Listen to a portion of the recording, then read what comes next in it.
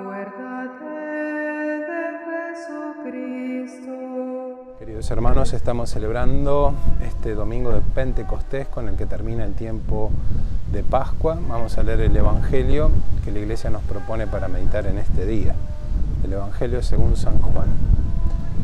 Al atardecer del segundo día, el primero de la semana, estando cerradas las puertas del lugar donde se encontraban los discípulos, por temor a los judíos, llegó Jesús y poniéndose en medio de ellos les dijo: la paz esté con ustedes. Mientras decía esto, les mostró sus manos y su costado. Los discípulos se llenaron de alegría cuando vieron al Señor.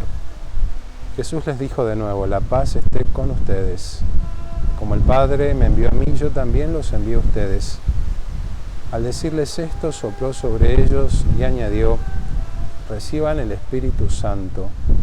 Los pecados serán perdonados a los que ustedes se los perdonen y serán retenidos a los que ustedes se los retengan.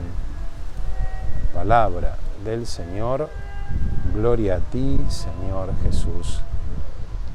Queridos hermanos, este texto que la Iglesia nos propone para meditar en este día nos presenta este pasaje en el que Jesús resucitado se aparece a los discípulos para confirmarlos en la fe y para darles el envío, ese envío que tiene como fundamento esencial el Espíritu Santo y la acción que obra el Espíritu Santo en los apóstoles. Aquellos que ustedes les perdonen los pecados les serán perdonados y a ustedes, aquellos que se los retengan, les serán retenidos. Esta es la acción del Espíritu Santo en la Iglesia, que se manifiesta de una manera muy especial en los sacramentos, que son canales de la gracia. Este es el tiempo de la Iglesia. En el Antiguo Testamento, la figura del Padre es la que empieza a revelarse.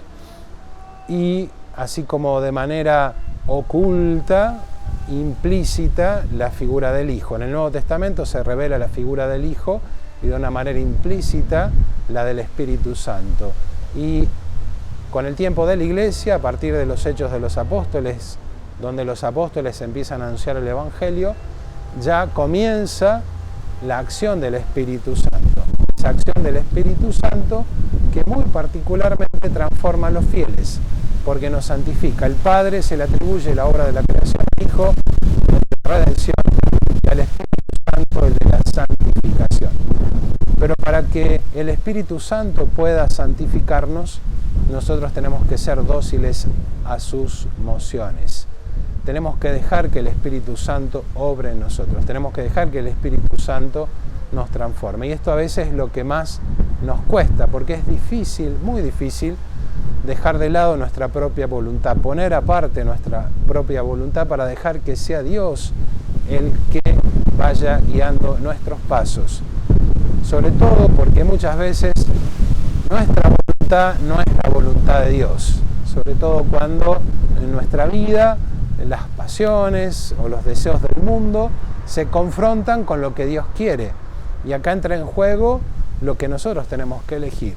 Si queremos elegir las cosas que el mundo nos ofrece, que tal vez sensiblemente pueden ser muy atractivas, pero que no lo son cuando hablamos de los bienes espirituales, de los bienes del alma.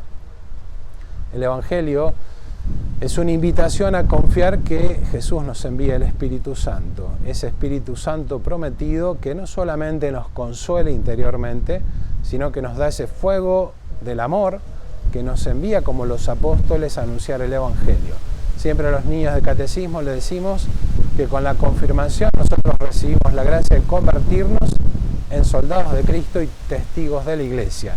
Esta doble acción por la cual el soldado tiene que defender a la Iglesia y tiene que salir a anunciar el Evangelio, pero unido a eso, el testimonio de nuestra vida. Es decir, nosotros tenemos que testimoniarlo. ¿Y cómo testimoniamos a Cristo?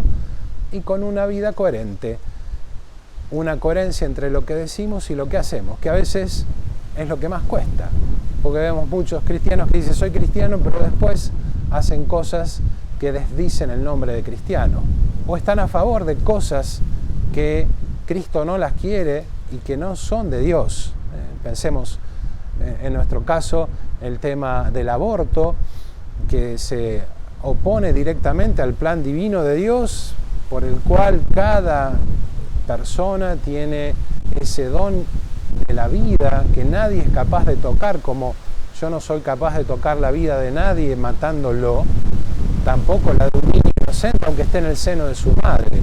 Y lo mismo la eutanasia, aunque sea un anciano y esté enfermo, yo no tengo derecho a quitarle la vida. Tengo que enseñarle a esa persona que sepa ofrecer su sufrimiento y su dolor. Pero pensemos hoy no solamente en esos aspectos, sino en otros aspectos que muchas veces como que hay una especie de sincretismo, de mezcla.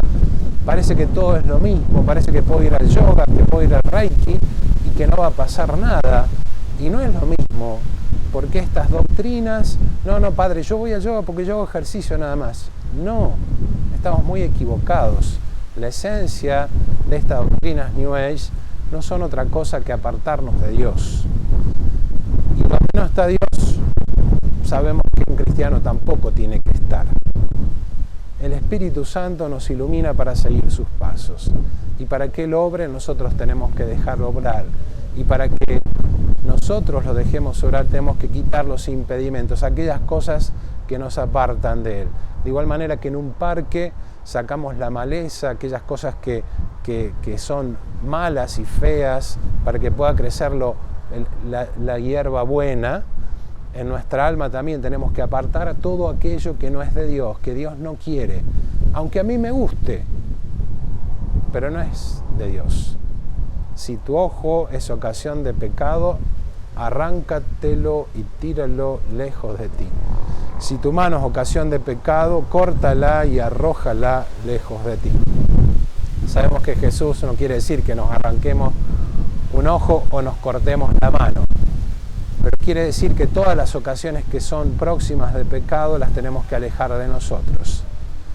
Y muchas veces hay muchas situaciones, muchas concepciones, muchas ideas, nuestra voluntad propia, que las tenemos muy arraigadas y que no van con lo que Dios quiere, pero que sin embargo uno las sigue manteniendo. No, yo creo en la iglesia, creo en Dios, pero no creo en el Papa, porque es un pecador. Y sí, claro que es un pecador, Pedro fue un pecador, pero Dios no me pide que crea en el Papa. Que crea en el Papa en lo que me dice en cuanto a Dios, eso sí, pero desde el Papa para abajo todos somos pecadores. Y yo tengo que venir a la iglesia por Dios, no por los hombres. Y tengo que creer lo que Dios me dice. Y no tengo que ponerle condiciones a Dios. Tengo que decir, yo voy a creer de acuerdo a lo que a mí me parece. Y entonces todos los mandamientos están buenos, pero hay unos mandamientos que no me convencen. Y yo los saco. ¿Quién soy yo para decirle a Dios qué está bien y qué está mal? La docilidad del Espíritu Santo es dejarnos transformar por Él. Ya hemos puesto muchas veces el ejemplo, cuando voy al médico, yo no le estoy dando cátedra al médico para que me opere de tal o cual manera. Dejo que Él me opere. No estoy opinando, no, esto no lo corte, no use otro. No, dejo que Él obre. De igual manera tiene que pasar en nuestra vida. Los apóstoles y María Santísima recibieron la luz del Espíritu Santo, ese fuego que los transformó y se convirtieron en testigos del Evangelio, y testigos de la buena nueva.